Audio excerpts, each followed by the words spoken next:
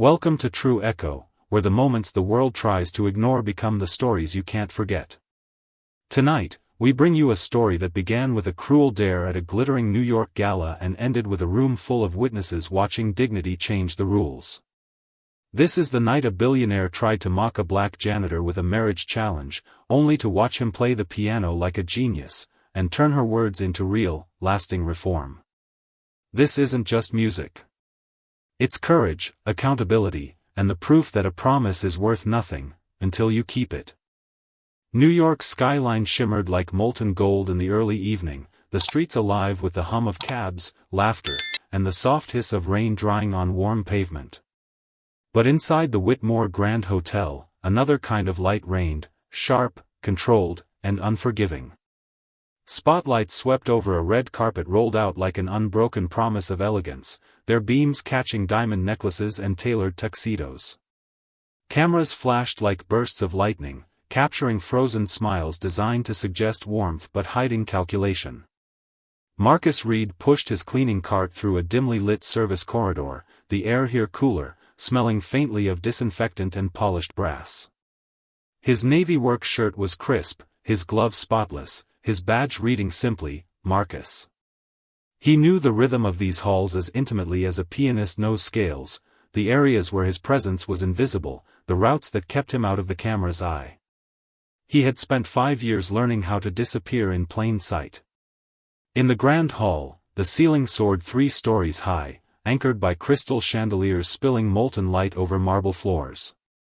Designer gowns whispered against each other as their wearers moved, practiced smiles curving lips that rarely spoke to anyone carrying a cleaning rag. Marcus was used to the way guests' eyes skipped over him, not out of cruelty, but because he had been trained, by necessity, to be a shadow. He skirted the edge of the main room, collecting empty champagne flutes, replacing ashtrays. Each step was deliberate, unhurried. A security guard matched his pace for a few beats, not hostile, just instinctively monitoring, as though Marcus's existence needed to be managed. From the far side of the hall, the black gloss of a Steinway & Sons Model D caught Marcus's attention. The chandelier light pooled across its lid, turning it into a still lake of stars. His fingers twitched in reflex, memory brushing him with the scent of polished wood, the feel of ivory beneath his fingertips. For a moment, he almost walked toward it. But then the weight of years, of bills, survival jobs, and things lost, settled back onto his shoulders. He turned away. Near the stage, the evening's hostess made her entrance. Victoria Whitmore was elegance carved into human form, her red silk gown clung perfectly, diamonds winking along her collarbone. She moved like someone used to being the axis of any room she entered. Her voice, when it came over the microphone, was as smooth and bright as glass. "We are here tonight," she declared, "to remind each other that hope always has a place." Polite applause followed, the sound carefully measured, like the clinking of fine crystal. Marcus bent to retrieve a glass that had rolled under a table. When he straightened, he found Victoria turning toward him. The movement was quick, almost careless, and the champagne in her glass arced forward, splashing across her gown in a pale golden streak. The room paused, half a breath, maybe less, before the murmurs began. A few guests lifted their phones, sensing an unscripted moment worth capturing. "What the hell are you doing?" Victoria's voice cracked like a whip. "I'm sorry, ma'am," Marcus said evenly, placing the glass on his tray. "You stained this dress. Do you have any idea how much it costs?" The question was rhetorical, her tone measuring the distance between herself and a man whose hourly wage likely wouldn't cover the buttons on her gown. From somewhere in the crowd, a businessman smirked.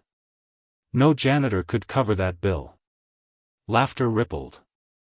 Another voice said loud enough to carry, "People like you should stick to the back." The security guard stepped closer, not threatening, just a physical punctuation mark at the end of an unspoken accusation. Marcus's voice stayed calm. "I can cover the dry cleaning bill, ma'am." Victoria's smile tightened, the kind used to turn a stumble into a spectacle. "How about this?" she said, raising her voice so the room could hear. If you can play that piano better than a professional, I'll marry you." There was a collective gasp, then laughter, some amused, some uncomfortable. Someone joked, "Careful, more white keys than black." A handful of guests chuckled reflexively, hiding the old insult under the cloak of a harmless joke. Marcus could have walked away. He had done it countless times before, absorbing humiliation into the quiet dignity of his work. But tonight, something shifted inside him. "I don't need you to marry me," he said, his voice low but carrying. "If I can do it, I want you to keep your word." The laughter thinned, turning into curious murmurs. Victoria arched a brow. "Perfect. Show us, buddy." The word landed like a stamp, sealing him back into the role she had assigned him.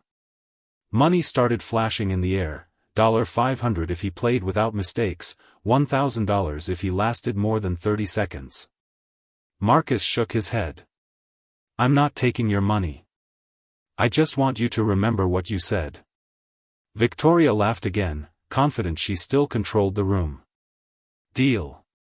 Plenty of witnesses here." She pointed toward the Steinway, the black surface gleaming under the lights. "Let's see what you've got." Phones rose like a forest of small glowing eyes. David Chen, a respected music critic standing off to the side, tilted his head with interest. Marcus removed his gloves, folding them neatly on the tray. He walked toward the piano, each step even and deliberate, no longer trying to shrink from the room. "My name is Marcus," he said clearly. "Not Buddy." And in that moment, the temperature in the room shifted, just slightly, but enough that the next breath everyone took was quieter than the last. He moved through the aisle as if the carpet itself had finally remembered it could carry his weight. The room rearranged around him, shoulders angled, glasses paused midair, the sizzle of flashbulbs popping like summer gnats at dusk. Two security guards slid in front of the stage out of habit, the way hands close around a reflex. Their voices were practiced soft. "Sir, performers and guests only." Marcus didn't argue. He tilted his chin toward a couple perched at the stage edge taking selfies with the Steinway's polished lid. No one had stopped them. The guards hesitated, embarrassment flickering like a moth in their eyes. From the right side of the room, a measured tenor cut through the murmurs, "Let him through." Faces turned. David Chen was not a loud man. He didn't need to be. He wore his reputation the way a judge wears a robe, quiet authority that could reset the temperature of any room. "We came to hear music, not enforce arbitrary barricades," he added, almost conversationally. The guard stepped aside a half pace, still flanking Marcus the way one flanks a risk that can't be named. He climbed the small riser. Up close, the Steinway's brass hinges winked under the chandelier, and the smell of varnished wood rose warm as a memory. He touched the lid, not for show, but the way someone greets an old friend they haven't spoken to since the hard years started. He didn't sit yet. He turned to the woman in red whose voice could part crowds as easily as curtains. "Miss Whitmore," he said, his tone even, unhurried. "Say it clearly before I begin." A ripple of curiosity moved through the hall. "Say what?" Victoria held her smile at the exact angle she had practiced in mirrors. "That you'll keep your word." It wasn't a trap, it was a ledger entry. She felt the invisible calculus spinning, shareholder sensibilities, media risk, legal counsel's voice in her head saying avoid binding language. But too many phones were up, too many eyes warmed by curiosity and a prickle of conscience. She lifted her chin a fraction. "I will keep my word." The sentence rang thin but real. It sealed the room the way a signature seals a contract, morally, if not legally. Marcus slid out the bench. He removed his gloves, fold, align, set, and laid them on the corner of the riser like a small ritual of shedding the invisibility that uniformed him. He sat, checked his distance from the keys, rolled his wrists. Somewhere behind him Gloria Johnson pressed the corner of a napkin between her fingers, her eyes steady, a lighthouse for someone crossing waters with no map. In the front rows, jokes receded like a tide chasing itself back to sea. The first murmurs waned. The second hand on the tall clock at the back seemed to slow. A man with a half-lifted cigar forgot to find his ashtray. David Chen leaned forward, his gaze not on Marcus's face, but on his hands, on the way the fingers were poised above the ivory, rounded but relaxed, as if they knew precisely where they were going and didn't need bravado to get there. He began with one note. Not a bang, not a flourish, one clean tone set like a bead on a string. Then another, and another, a slow-walking line that stepped into summertime with the grace of someone entering an old house by the front door for the first time. The tempo breathed a half-beat slower than the showmanship versions. His left hand tasted the low register lightly, a foundation you felt more than heard. His right hand drew the melody as if writing in ink that flowed only when the heart allowed it. Conversations broke off mid-syllable. Phones drifted downward, held suddenly at chest height by people afraid the small click of a volume button might bruise the sound. The chandeliers didn't shimmer more, they simply stopped competing. He refused to crowd the melody. Where another player might lean into sentiment like a booth cushion, Marcus left air between the phrases, stitching silence and note into a fabric strong enough to hold scrutiny. He bent two blue notes with a patience that felt like truth. The damask walls carried the resonance back with an old theater's courtesy. It was not grandeur that filled the room, it was attention, the rarest currency at any gala. David Chen's mouth ticked at one corner, an involuntary acknowledgement of touch. Not warmth by petal fog, he thought. Warmth by intent. He noticed the index middle third stayed pearly even at a whisper, that the petal cleared before clouds gathered, that the left thumb never bullied the bass. He listens to the decay, David murmured to no one, an observation as intimate as a compliment. In the third row, the man who had joked about white keys and black keys stared at his glass as if it had betrayed him. He let it go, the stem clinking softly against the tablecloth. On the far aisle, a young server with a tray of flutes froze, eyes wide, lips parted slightly, as though she'd just discovered she had lungs. Victoria's smile held, but the muscles behind it loosened a fraction. For a split second she wasn't CEO, hostess, heir apparent, she was a girl of 10 at an upright piano in a drafty living room while an elderly teacher pressed her shoulder and said, "Silence is also a note." Back then silence had scared her. Tonight it was an education. Marcus turned the melody once through a shadowed hallway, reharmonizing the bridge just enough to remind the room that sorrow and resilience share a kitchen. Then, at the moment when anyone chasing applause would climb the staircase to fireworks, he chose a plain ending, the melody home again, feet on a familiar stoop. He lifted the pedal before the final tone could smear, letting the note finish itself like a sentence with a period placed exactly where meaning ends. Silence followed. Not the awkward kind. The kind that slicks the heart, making it easier for truth to slide in. Applause started as a stutter, one clap, then two, then stopped itself, embarrassed to interrupt that hush. Marcus did not bow. He rested his hands in his lap and looked at nothing in particular. The posture said what his mouth didn't, this was not a trick. This was me using the only door I had left. The room exhaled. Somewhere, a laugh from earlier blinked awake in a guest's memory and died of its own shame. He didn't leave the bench. He reset his elbows, checked his distance once more, and shifted languages. Summertime's porch light clicked off, a sonata's clean geometry came into view. Allegro, not flashy, clear, not sterile. The left hand turned to a metronomic engine, rolled chords meshing like well-oiled gears. The right hand drew an argument line that grew not by volume but by logic. He voiced the inner notes like he'd kept fragile promises, carefully, without show. David's head tilted, his trained ear counting a subtle 3:2 cross rhythm. Arpeggios climbed, then refused to boast at the ridge. Dynamics swelled to the lip of forte and backed away with the self-respect of someone who knows how to stop while still in control. Precision like that doesn't come from practice alone, he thought, it comes from grief that has learned restraint. A woman halfway back, the kind who attended everything and remembered nothing, leaned forward with an intensity she usually reserved for auctions. A security guard whose hands moments ago had formed a human gate found his fingers tapping time against his thigh and snatched them still, as if caught singing in church. At the cadence, Marcus didn't bang the door shut, he turned the knob gently until the latch clicked into place. This time the applause rose full and immediate, not a polite patter but a recognition that had the weight of the room behind it. People stood. Not all, not suddenly, but enough to announce that the axis had shifted. Prejudice didn't evaporate, it stepped back to the edge and pretended to examine the moldings. Chen angled himself toward the sea of phones. Professional standard, he said in a level tone that would read clean in any transcript. The words were more than praise, they were an affidavit. A dozen lenses caught his sentence, the hall felt it land like a seal. Victoria lifted the mic, instinct twitching to shepherd the night back onto rails. Thank you. A truly impressive. Encore, a voice rang out, clean as a bell.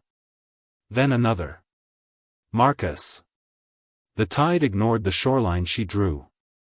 In her ear, PR whispered, let him play one more. Cutting now will look punitive. Legal texted from her pocket with the insistence of a fire alarm, avoid binding statements regarding marriage. The competing dashboards in her mind, shareholders, headlines, conscience, flashed like a broker's screens during a market jolt. Marcus turned his head, not defiant, not pleading, a simple reminder housed in a gaze, you said you'd keep your word. Something brittle cracked behind Victoria's sternum, the shell that keeps a person from hearing the sound they most need. She set the mic down. Not surrender, decision. Marcus swiveled slightly, listening to the room's breathing. He chose a third piece that asked for muscle and nerve, a mountain piece that players pick when they need to answer doubt at a cellular level. Octave tremolos shivered like tense wire then calmed, double notes ran like a sewing machine threaded with resolve, a right-hand line walked the high rail without looking down. He kept the pedal disciplined, dotting at entry points, clearing before haze could accrue. Even his repeated notes didn't smack, they turned on wrist rotation like a trick door that opens with a gentle push if you know the hinge. By the midpoint, spectacle had burned off like fog in sun. What remained was labor, honest, visible, admirable.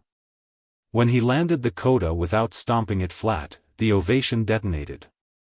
Shouts, whistles, the blunt sound of chair legs scraping marble as rows surged to their feet.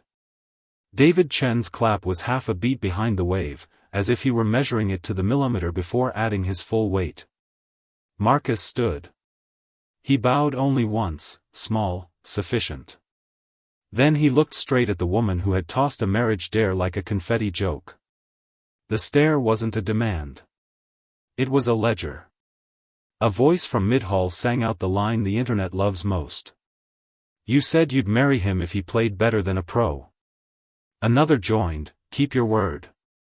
Phones swiveled from Marcus to Victoria, spotlights, unburdened by morality, followed the shift obediently. In her pocket, texts collided like weather, investor, do not escalate into personal commitment, counsel, no public confirmations remarriage, PR, pivot to action, scholarship, concert series. And threaded through it all, the sentence she had said with her chin at that certain angle, I will keep my word. The room was no longer a gala. It was a courtroom with crystal chandeliers. And the jury had already heard the star witness. Marcus lifted a palm, a conductor calming an orchestra before the final chord. I don't need a wedding, he said, the mic catching his words clean. I need people to keep their word. A woman with steel-gray hair near the aisle called back, then give her a way to keep it, one that lifts more than one person. The idea landed like a stone that knows where it belongs. But the night wasn't ready to let go of its tension. From the hall's edge, an older guest adjusted her glasses and peered toward the stage. I know him, she said, louder than she realized. Marcus Reed. Heads turned. He played the City Theater when he was 22. The encore, she snapped her fingers softly, hunting the exact taste of a memory. We stood for him then, too. A younger man pulled out his phone, typed, and lifted the screen to his friend. A grainy image, a younger Marcus, clean suit, deeper shadows under the eyes, bowing before a piano. Beside him, David Chen's brows flew up a notch as a filament connected in his professional archive. Conservatory, he murmured, almost to himself. Master class. I remember the name. Recognition crossed the room in a hush, not the sticky sweetness of celebrity, but the sting of a truth hiding in plain sight. The story was rearranging itself again, not janitor turned miracle, but musician forced into silence. Gloria stepped one pace forward, still hugging the margin where staff are supposed to live. Her voice carried without strain. He left the program when his mother got sick, she said. Sold his piano to pay hospital bills. Took nights here to keep a roof over their heads. Some things you do to survive will try to make you forget who you are. David Chen added a sentence like a footnote and a benediction. Talent doesn't vanish. It goes quiet when life stops feeding it. An audible swallow rippled through the room. Rules written in friendly fonts, staff use service elevator. Keep staff out of frame. Turned into mirrors hanging at unforgiving angles. Victoria's hand found the dried champagne ridge at her waist and stopped rubbing it. Her lips parted, closed. PR's whisper brushed her ear. If you pivot now, scholarship, community concerts, management training, this can be kept right. Legal hist, no marriage language. The older woman's voice, the critic's stamp, the room's changed silence, all of it pressed from the other side. Marcus didn't move toward the mic. He let the quiet do the heavy lifting. He had already said the only sentence that mattered, keep your word. The social weather outside the hotel shifted faster than summer storm bands, clips already blooming on feeds, captions arguing with each other in real time. But inside the hall, a different kind of time took over, the kind that stretches a few seconds long enough for a person to choose who they want to be. Victoria lifted the mic. She didn't read from a PR card. She didn't try to out-talk the music. We need to speak in private, she said, looking at Marcus, not as a prop, not as a problem, but as a person. Not to hide. To do this right. There were scattered protests, say it here. And then David Chen's hand rose, palm outward, a quieting gesture older than microphones. If you want the right answer, he said, you have to allow room for it to be written like adults. The path through the crowd opened, not by command but by consensus. Security led them toward a side corridor, no stage door this time, no service elevator. The manager's office waited with its glass desk and its view of the city's mercilessly beautiful skyline. Marcus didn't sit. Neither did Victoria. Two people standing in a room that used to make other people small. Say what you need to keep your word, Marcus said. And for the first time all night, power paused before speaking. The hum of the gala was a faint, muffled tide behind the closed door, but here in the manager's office, every sound seemed sharper, the faint whir of the air conditioning, the soft click of Victoria's heels as she shifted her weight, the low rustle of fabric when Marcus folded his hands loosely in front of him. Neither spoke at first. Victoria leaned a hip against the desk, not out of casualness but because she suddenly needed something solid behind her. Her phone buzzed on the surface, lighting up with an endless feed of notifications, legal counsel, PR drafts, texts from shareholders, and a swelling storm of social media clips. Each one was a wave pushing at the hull of her control. Marcus stood with his feet shoulder-width apart, his presence quiet but rooted. I'm not here to force you into a wedding, he began, voice steady. I'm here to make sure you keep your word the right way, to me, and to the culture of this place. Her brows lifted slightly, almost as if amused. Keep my word? How would you quantify that? The question was reflex, the instinct of someone who had built her entire professional life on measurable outputs, KPIs, and performance metrics. It's simple, Marcus replied. He counted on his fingers, his gaze never breaking from hers. 1. A public apology, with my name. No, if anyone was offended, hedging, real accountability. 2. Concrete commitments, a scholarship fund for underprivileged music students, quarterly free community concerts, and bias awareness training for all management, starting with you. 3. Change the policies that keep staff out of sight. Remove the "no staff in frame" rule, stop blocking service elevators without cause, and start calling employees by their names.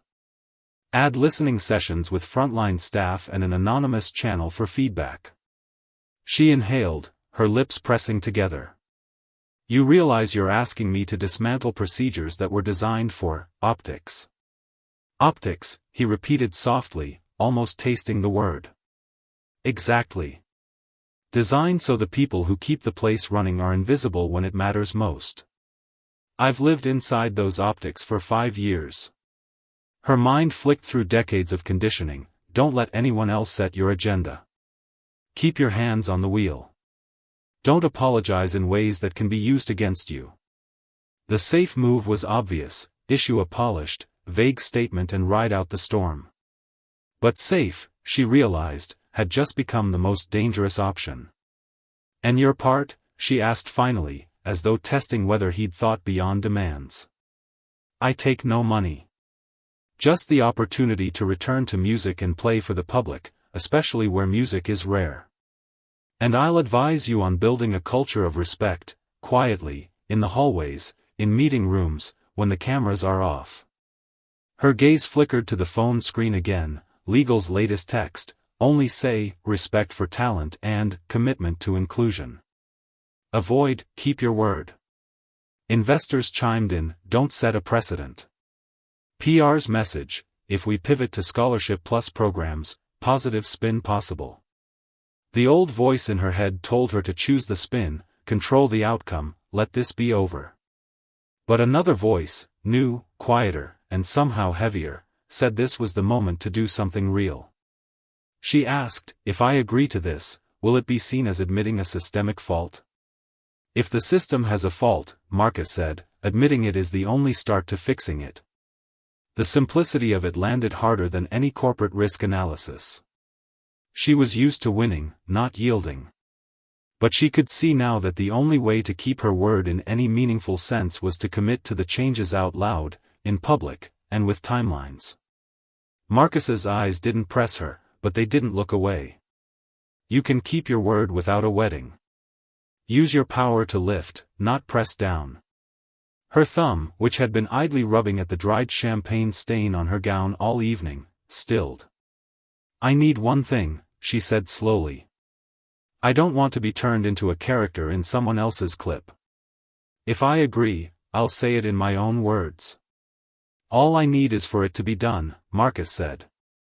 The words are yours. The work is ours. There was a long pause, the kind where two people realize the weight of what they've just agreed to. The door cracked open and PR peeked in. They're waiting. Media's already inside. David Chen is front row. Victoria's jaw tightened, but she straightened. I'll apologize, announced the scholarship, the concert program, the management training, and the procedural changes. And I'll give the deadlines. Marcus nodded. I'll stand beside you when you do it. She sent a short text to PR, prep statement, no marriage mention. Emphasize, keep your word through action. Then she deleted the pre-written hedge, replacing if anyone was offended with I was wrong. Before they stepped out, she looked at Marcus one last time. If I slip, I'll remind you of your word, in front of everyone. For the first time all night, she smiled faintly. Not the practiced kind, but the kind that admitted this was binding. They walked out together, side by side, not hostess and staff, but two people about to put the night's silence into action. The moment the door opened, the noise from the gala swelled again, cameras flashing, voices calling, the restless energy of an audience sensing a turning point. Victoria stepped to the mic, Marcus just to her right. David Chen's eyes followed, steady as a witness. Gloria Johnson stood at the edge, napkin in hand. Victoria inhaled. Tonight, I was wrong. I disrespected Marcus Reed, failed to call him by name, turned an employee into a shadow. I apologize to him and to everyone we have ever treated as invisible. The room held its breath.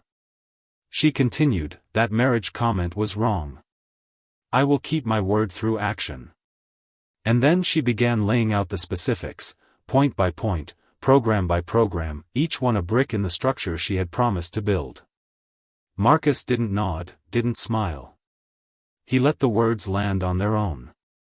In that moment, it was no longer a performance. It was a contract, written not on paper, but in the air between them, in front of a city that had been watching from the first dare to the last note. The hall was so still that Victoria's voice seemed to land directly on the marble and stay there. The cameras captured every syllable, but for once she wasn't speaking to them, she was speaking to the people in front of her, and perhaps more importantly, to those she had spent years looking past. First, she said, we're establishing the Reed Family Scholarship for talented music students without the resources to train professionally, with priority for underrepresented communities. The fund will be run by an independent board. Whitmore Group is only the sponsor. A small clap broke out, solitary but sincere, as if someone had just seen a door swing open that they never thought would move. Second, she went on, we're launching the Keys for Dignity Community Concert Series in Harlem and Brooklyn. Admission will be free. Musicians and crew will receive full union pay. Marcus Reed will open the first show, and we will bring music to places that rarely hear it. A few people turned to look at Marcus then, gauging his reaction. He simply said, that's the part one agree to. Cameras caught it, anchoring the commitment to the public record. Third, we will implement mandatory anti-bias and DEI training for all management, starting with me, Victoria continued. We'll hire an independent firm, conduct anonymous pre- and post-surveys, and publish the results. Somewhere in the crowd, a skeptical hum rose, PR stunt, but David Chen tilted his head slightly, as if to mark that measurable accountability was exactly the point. Fourth, Victoria's tone sharpened, I am scrapping the staff must not appear in frame rule, except where security requires it, and removing service elevator restrictions in all non-security areas. Starting tomorrow, all managers will address staff by name. Anyone who refuses, will not stay. A visible ripple moved through the uniformed staff at the edges of the room. A few instinctively adjusted their name badges as if to make them easier to read. Fifth, she said, we're raising our minimum wage to a true living wage based on city standards, and adding health stipends for night shifts. Deadline, next quarter. This time there was a sharp collective intake of breath. That wasn't PR, it was budget. And sixth, she added, I will hold a listening session every month with frontline staff, with an anonymous feedback channel that goes directly to the executive board. Her voice slowed. Finally. I am inviting Marcus Reed to serve as my independent human values advisor for 1 year. He will have the right to tell me what I don't want to hear, and I will be responsible for listening. Marcus allowed the faintest smile, not as a victor but as a man seeing the right thing named aloud. A reporter called out, do you admit you discriminated? Victoria inhaled. I admit bias exists in my organization and in me. I take responsibility for fixing it. Faces that had smirked earlier were suddenly without expression. Marcus stepped up to the mic only for a moment. I don't need a wedding. I need what's been promised to be done. I accept the advisor role, not to grade, but to ask, how do we treat people when the cameras are off? He handed the mic back. Gloria Johnson leaned toward Victoria as she stepped down. Thank you for saying you were wrong. From tomorrow, call me Gloria. Victoria hesitated, then nodded. Yes, Miss Gloria. It was a small exchange, but it carried weight, hierarchy turned the right way up. In the front row, David Chen murmured for the benefit of a nearby camera, this isn't a fairy tale. This is governance. And governance means measuring promises by actions. The hashtags were already splitting into two currents, hashtag keep your word swelling beside hashtag PR stunt, but this time there were timelines, metrics, and names attached. The internet could argue, but the work would be harder to ignore. PR staff passed around a printed roadmap. Q1, scholarship applications open. Next month, 2 Harlem and Brooklyn concerts. 8 weeks, first DI training. Tomorrow, no staff in photo signs removed. Next quarter, new wage table. Victoria initialed the corner. Not a legal contract, but for her, a binding.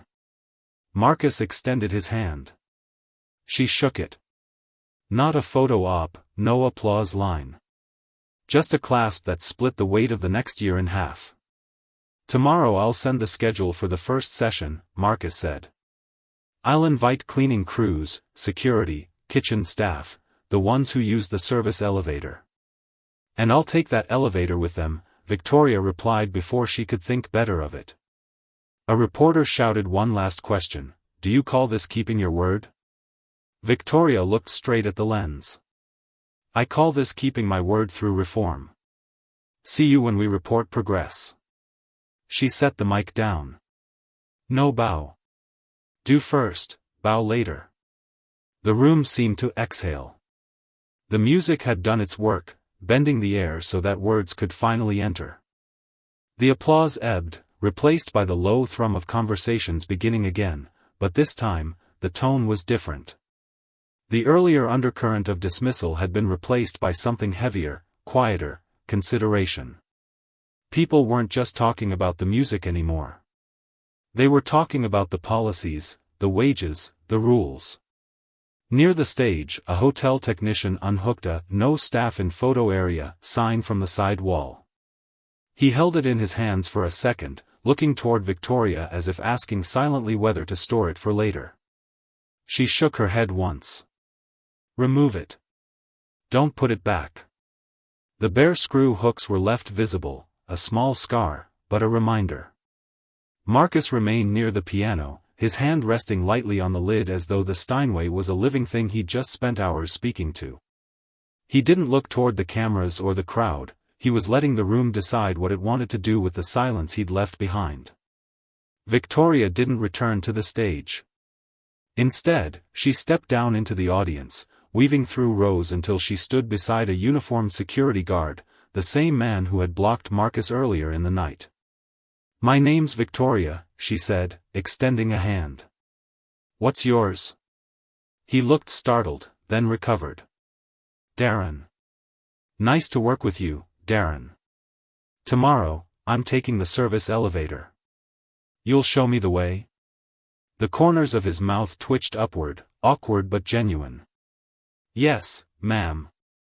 A few steps away, Gloria Johnson was surrounded by guests asking about the first listening session. She took out her battered notebook, writing down names without ceremony.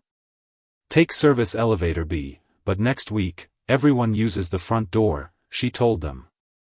It was half joke, half promise, and it drew the first real laugh of the evening that wasn't at someone's expense. At the check-in table, PR staff laid out the hastily printed roadmap for change. It wasn't glossy or branded, just black ink on white paper, bullet points, and deadlines. Victoria's signature at the bottom was the only decoration. A few younger staffers snapped pictures and sent them into their internal group chat. The first comment came back, "Call me by my name." The second, "See you Monday." David Chen lingered near the Keys for Dignity poster, speaking to a reporter. The best script isn't hero-villain redemption, he said. It's what happens after the final chord. That's when you see if the promises hold. His words were crisp enough to fit neatly into tomorrow's news column. Back near the piano, Marcus finally eased the lid closed, placing the protective cloth over the keys. His hand rested there for a long moment, as if sealing an old chapter before walking into the next. Victoria approached without the entourage or the cameras.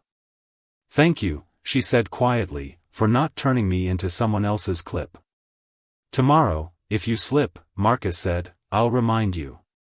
Her gaze held his for a moment longer. If I keep my word?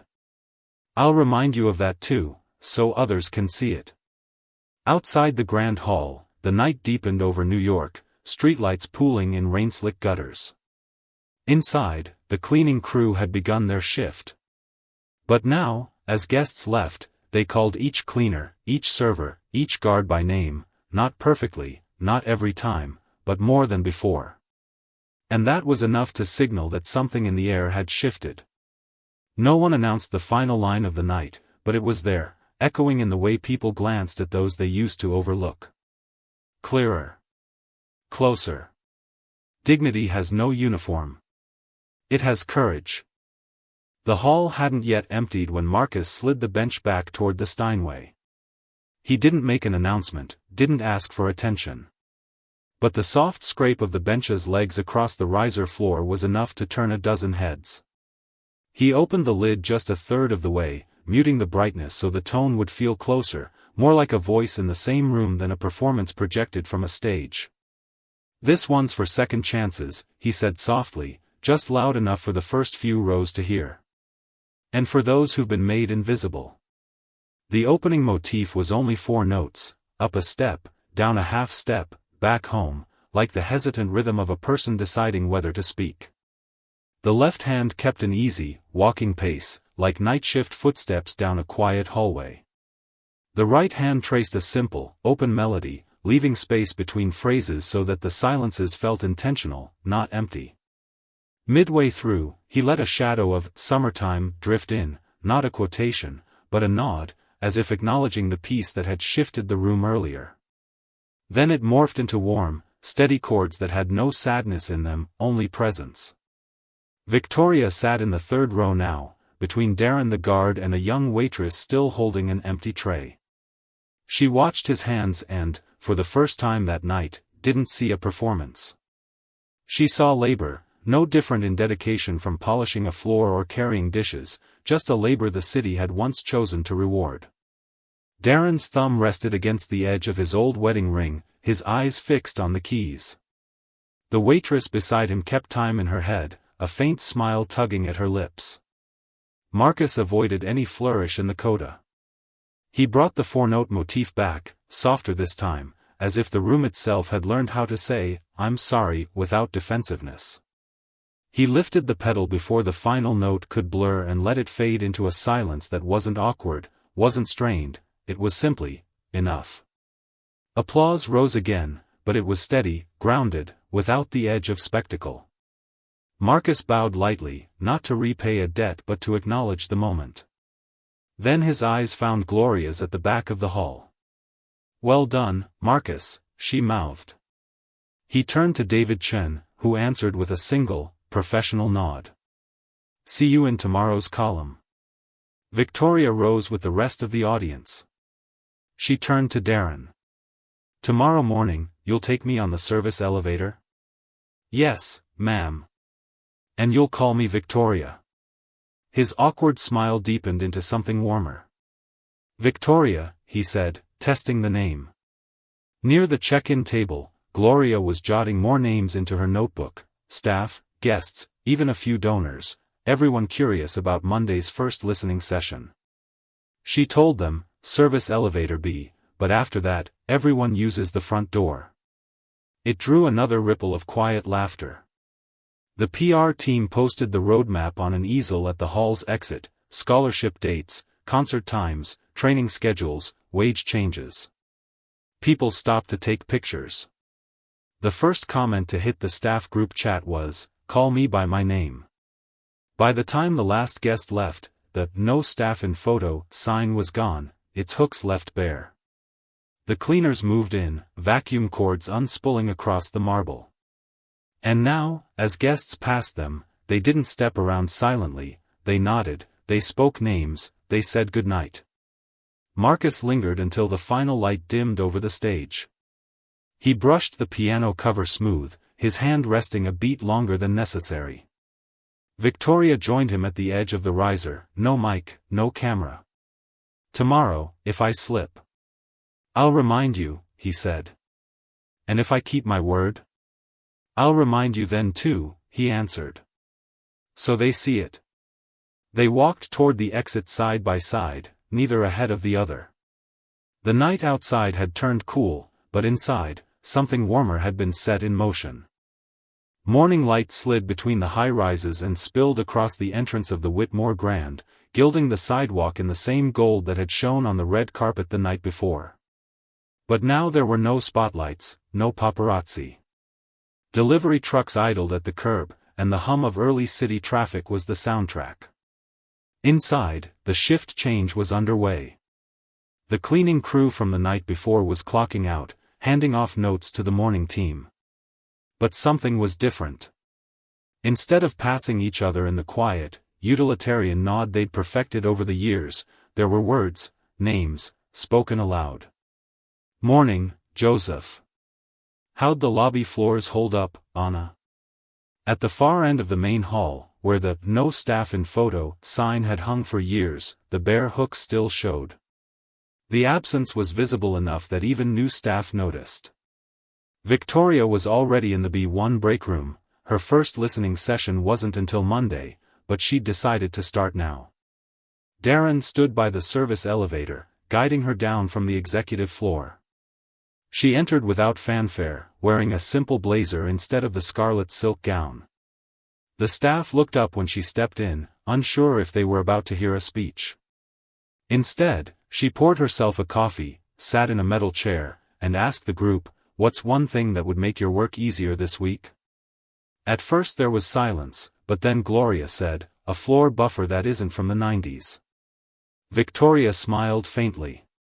Noted. She pulled out her phone, not to check messages, but to type it down.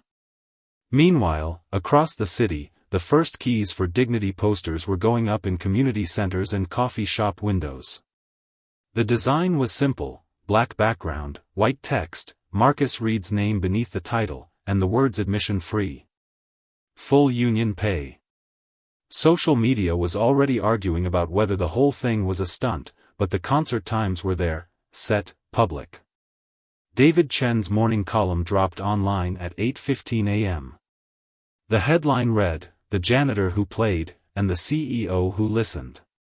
It wasn't sentimental, it was precise, detailing not only Marcus's performance but the commitments made on stage, with an editor's note promising a follow-up in 6 months to check if the promises had been kept.